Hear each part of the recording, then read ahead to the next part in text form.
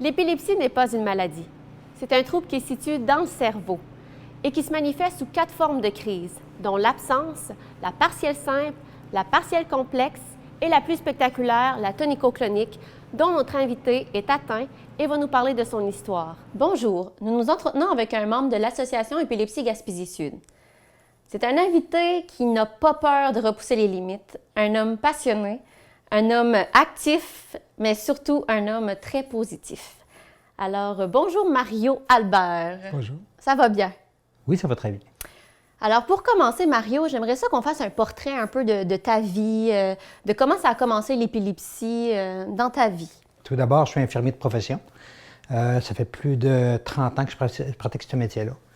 Puis, j'ai eu à observer et à voir des gens qui avaient l'épilepsie. J'ai dû intervenir auprès de ces personnes-là. Puis, ça a toujours été des observations, puis assister à des crises qui n'est pas toujours beau à voir, ou encore la famille qui vivait avec ces problèmes-là, sans pour autant le vivre. J'étais un petit peu empathique avec ces gens-là, mais je sympathisais parce que je n'avais pas ce trouble-là. Mm-hmm. Mais les circonstances ont fait au cours de ma vie de père et de personnes épileptiques, mm-hmm. Parce que ma fille en a fait aussi, avoir à vivre avec pas cet handicap-là, mais cette situation-là, cette problématique-là. Puis ça a débuté à quel âge? Ça a débuté à l'âge de 39 ans suite à un traitement de chimiothérapie. Puis par la suite, ça a toujours demeuré. Le cancer est guéri, mais l'épilepsie est demeurée. Alors Mario, est-ce qu'il y a des signes que tu as avant de faire une crise? Est-ce qu'il y a, on appelle ça des auras? Est-ce que tu en as, toi, avant de faire une crise? Je n'ai pas nécessairement d'aura, mais c'est des situations qui font en sorte que je suis plus susceptible d'en faire. OK. Puis que je peux ressentir que je vais peut-être en faire une sans le savoir. C'est que si je fais plusieurs nuits d'insomnie, si il y a de l'anxiété, si j'ai des grosses décisions à prendre, si je fais trop d'exercices intensifs et trop longs, puis sur une trop longue période, je me sens extrêmement fatigué. Puis ça peut être l'annonciateur que je vais peut-être faire une crise si je ne me repose pas ou si je n'arrive pas à dormir. Des fois, ça peut se faire seulement le lendemain et juste avant de faire ma crise. OK. Ouais. Fait qu'il peut y avoir un délai ou que ça peut se faire exactement tout de suite après. Le délai peut être 3 semaines de temps sans pouvoir bien dormir une nuit. Okay. Tous les nuits pendant 3 semaines. Mario, as-tu senti des réticences par rapport aux employeurs sur le marché du travail, tout ça? Ça a-tu été difficile de faire ta place? Ou, en fait, toi, ça a commencé au courant de ta vie, l'épilepsie. Tu n'as pas eu à débuter avec ça sur le marché du travail. Est-ce qu'ils ont eu à adapter, on va dire, tes heures de travail, adapter ton poste? Ils ont eu tout d'abord à adapter mon travail pour le service de nuit parce qu'on sait que la privation de sommeil peut amener à l'épilepsie. Donc, c'était un facteur qui fait en sorte qu'ils ont essayé de négocier avec le syndicat et l'employeur pour en venir à une entente pour que je puisse avoir des périodes de travail ou quelque chose qui était adéquat pour quelqu'un qui faisait de l'épilepsie et qui avait eu un cancer dans l'immédiat. Mais j'ai poussé ça en disant je ne veux plus avoir de restrictions.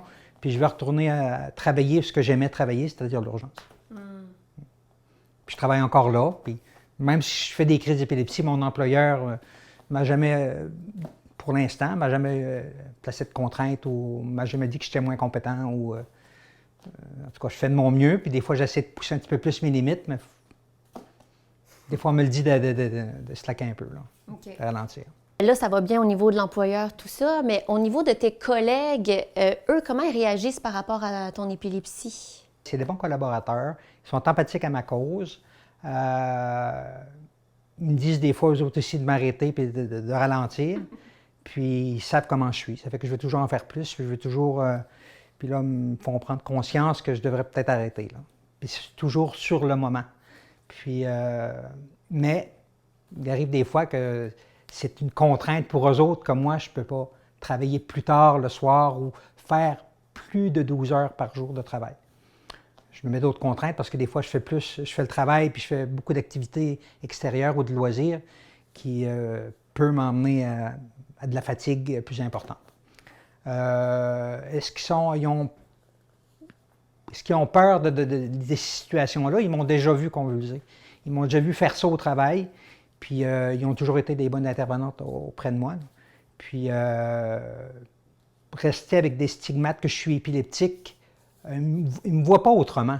Mais dans certaines situations, ils ne sont pas obligés de vivre mon épilepsie comme moi je la vis. Là. Ça fait que, on essaie d'adapter le travail. Oui, j'essaie de limiter mes activités à ce que je suis supposé de faire, là. Soit 12 heures, pas plus que ça. Là. Et pas de nuit non plus. Oui, non, c'est ça. Il faut que tu écoutes tes limites. Ouais. Fait que Mario, tu as parlé d'activités, de sport, de loisirs, tout ça. Qu'est-ce que tu fais justement à l'extérieur de ton travail? Est-ce que ça t'a déjà empêché de pratiquer des sports, ton épilepsie? Ou Non. J'ai toujours continué. J'essaie d'en faire plus. C'est le travail, quand je travaille de soir, qui m'a limité un petit peu plus. Là. Mais je fais du karaté, je joue au hockey, je fais de l'arbitrage les fins de semaine pour le hockey mineur. Je vais à la chasse, je vais à la pêche. Ça ne m'empêche pas de monter en hauteur, mais avec certaines sécurités. Oh oui, c'est tout. Prends des précautions. Et j'avise les gens qui sont autour de moi que je suis épileptique. Que ça pourrait arriver que je fasse une crise, mais faire les mesures de premiers soins, puis c'est tout ce qu'ils ont à faire. Là. Mario, peux-tu nous dire s'il y a des choses que tu as peur dans la vie? J'ai peur de l'eau. Je dois me mettre des vestes de protection pour aller sur les surfaces d'eau. J'ai peur de me noyer. C'est pour ça que je mets on appelle ça des vestes de sauvetage? Dispositifs de sauvetage. Puis des fois deux même qui ventouflent, qui s'autogonflent quand on touche l'eau. Et la deuxième, le plus, c'est de faire peur aux autres. Moi, j'ai pas peur de mourir, mais j'ai peur que les autres ont à intervenir. Puis voir quelqu'un faire de l'épilepsie, c'est pas toujours agréable. Puis quand c'est une personne de ta famille, c'est 2 fois plus traumatisant. Surtout mes enfants, mes parents, ma conjointe. Ils trouvent ça toujours difficile quand je fais une crise d'épilepsie. Parce qu'eux restent avec les images. C'est ça. Puis ils me le disent tous les jours qu'ils ont peur. Puis as-tu pris tes médicaments? As-tu bien dormi? Faisant pas trop? Ils sont un peu protectionnistes, là. Mais j'aime pas ça. As-tu des contraintes face à tes déplacements? Parce que, tu sais, on a un réseau de transport. C'est sûr que les horaires, des fois, ça peut peut-être pas nécessairement fitter avec ton horaire de travail, tout ça. Comment tu t'organises pour te déplacer? Est-ce que tu peux conduire? On ne peut pas conduire après qu'on a fait une crise. On est limité maintenant, parce qu'avant ça, c'était 6 mois, puis maintenant, c'est 3 mois, sans avoir fait de crise. Moi, je suis près de mon travail. J'ai eu à faire le choix entre travailler à 70 km et travailler à 1,5 km. Malgré que j'aimais l'autre employeur, j'étais mieux situé pour travailler près de la maison. Mais quand ça m'arrive, je ne peux pas utiliser mon véhicule. Ça fait que je dois demander à ma famille, ma fille, ma conjointe, ma sœur, ma mère, des amis, pour venir m'emmener au travail ou venir m'emmener mes activités. On essaie toujours de pas trop parce qu'on sent qu'on tanne les gens. Puis, pour revenir du travail, j'ai jamais de problème parce que mes consoeurs de travail viennent me rapporter à la maison à la fin du quart de travail. Mais pour des activités extérieures, ça serait la marche et le vélo qui pourraient l'été pas me donner de problème, là. Mais par rapport au voyage à plus grande distance, le moyen de transport collectif qu'on a ici pourrait m'emmener, mais pas quand je veux. Oui, c'est ça. C'est ça. Par les heures de travail normales, ça serait plus rapide de m'en aller à pied. Puis pour revenir à mes fins de corps de travail, encore là, ce serait encore mieux de revenir à pied. Pour faire mes commissions, aller à l'épicerie, à des rendez-vous médicaux, des choses du genre, il faut que je demande à quelqu'un qui m'accompagne tout le temps. Là. Dans la période transitoire là, après une crise d'épilepsie. On disait au début, tu es une personne qui mord dans la vie, qui défonce, qui dépasse les limites, tout ça. Tu as une personnalité comme ça. Est-ce que tu as dû, à un moment donné, te dire, OK, là, Mario, faut que je me calme? Comment ça se passe? Par la force des choses et l'âge, j'ai dû diminuer. mais ce n'était pas volontaire, là. J'ai été obligé de diminuer, plus calculer le risque, ce que je ne faisais pas avant.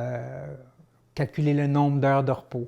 Je devais me dire, tu devrais prendre une sieste peut-être avant d'entreprendre telle activité. Tu vas peut-être avoir moins de chances d'en faire une crise.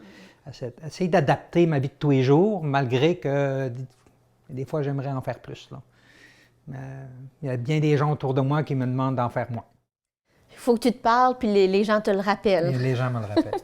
Alors, dans le cadre de ton travail, pour terminer, admettons qu'il y a un jeune qui arrive, qui vient d'apprendre qu'il y a de l'épilepsie, tout ça, qu'est-ce que tu pourrais dire? Ma réponse serait à 2 volets. Ma réponse serait pour les parents et pour l'enfant, pour les gens qui vivent avec.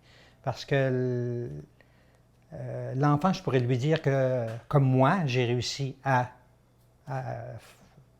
faire ce que je suis maintenant, à passer au travers de cette période-là, d'autres périodes que j'avais passées, qui étaient aussi dures, mais qui est revenu à normal, qui s'est rétabli. Mon état de santé était meilleur, mais j'ai dû vivre avec un autre problème de santé, qui était l'épilepsie.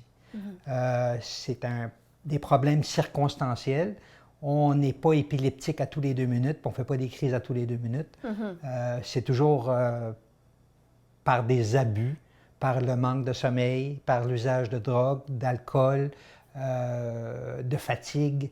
Il y a des périodes de l'adolescence qui vont vivre, qui vont être un peu plus dures, mais leur faire comprendre que si cette épilepsie-là est bien contrôlée, il va avoir moins de risques de crise. S'il y a des horaires de travail ou des activités, pas nécessairement se limiter, mais essayer d'être fonctionnel à travers de ça. Puis pour les parents, de ne pas le surprotéger. Il est capable de bien vivre avec ça s'il suit les recommandations, puis il va connaître ses limites au fil du temps, de toute façon.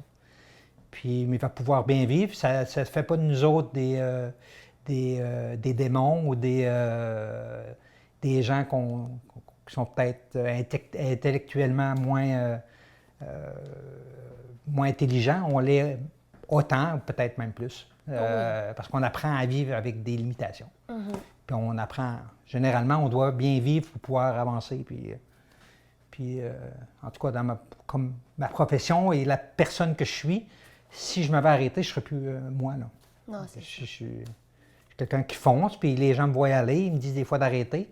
Mais si je ne faisais pas ça, je ne serais pas moi.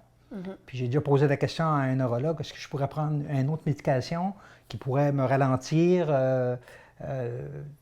diminuer mon impulsivité, puis de me ralentir, dormir mieux. Ou il m'a dit, si on te donnait une médication, on te dénaturerait. Tu ne serais plus ce que tu es comme personne. Fait que vis comme ça, tu es correct. Fait que essayer de vivre de même, d'être correct encore. Puis j'espère que les gens qui vivent autour de moi, je leur donnerai pas trop de misère non plus, puis je leur donne trop d'inquiétude. Mais autre mesure, moi, je me sens quand même bien. Alors, merci Mario pour cette belle rencontre. Merci d'avoir accepté notre invitation pour cette émission de Saluons nos différences. Ça me fait plaisir. Revenez-nous pour une prochaine émission de Saluons nos différences.